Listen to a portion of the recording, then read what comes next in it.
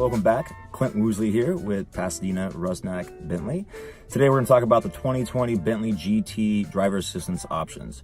There's a lot of options in this car. It's got the most technology of any of the Bentleys and probably most of the cars out there. So with adaptive cruise control, parking assist, cameras, things of that sort, we're going to go through each of the options step by step so you know your options and you can fully utilize all the technology in your new Bentley.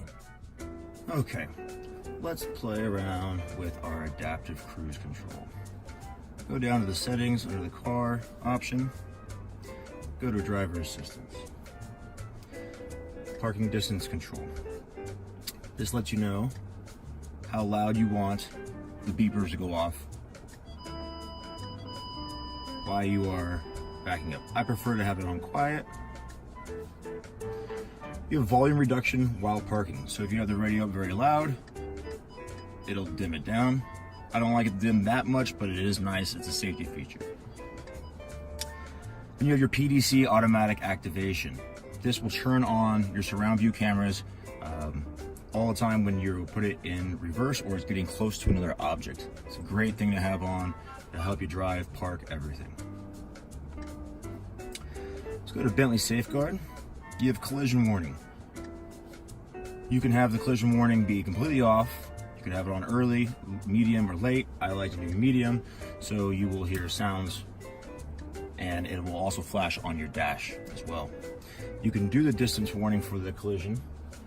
0.6 seconds is standard, but to be on the safe side, you can put it up to 1.2. It goes all the way to 3 seconds though.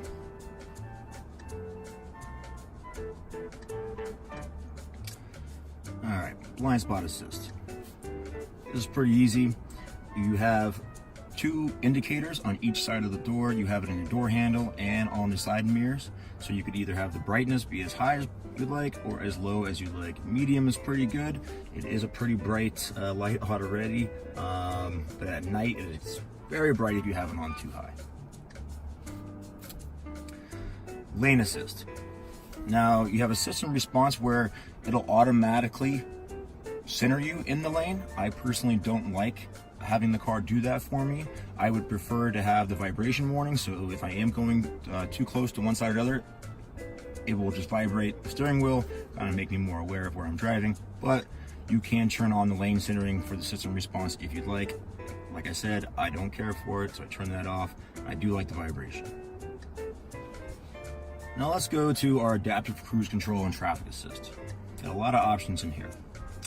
You have a time gap between you and the car in front of you. It's not in seconds, it's normally car lengths. So the standard is about 2 or 3.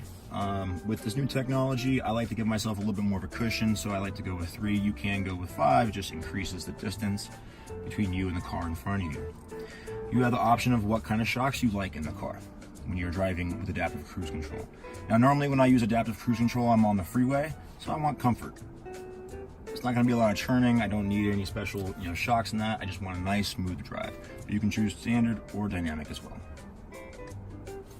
Speed limit assist.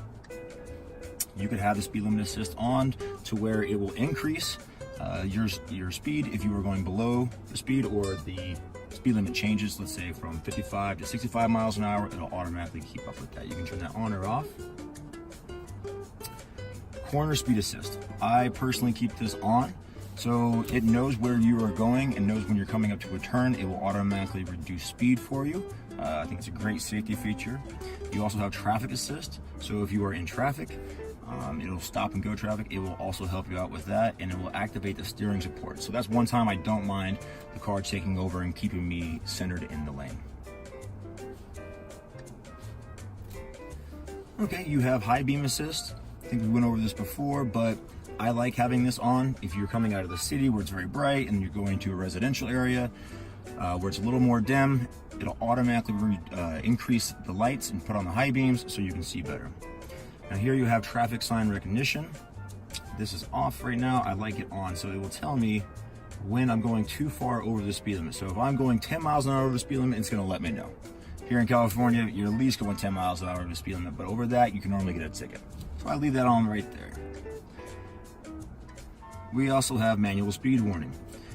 You can set the car to go ahead and beep or tell you're going too fast, let's say about 70, 80 miles an hour, when doesn't matter where you're at, whether you're on the street or on the freeway, it just lets you know you're going so fast. Now, personally, this car drives so well and so fast that I probably want a warning, because sometimes you don't know how fast you're going in this car. It's very, very smooth.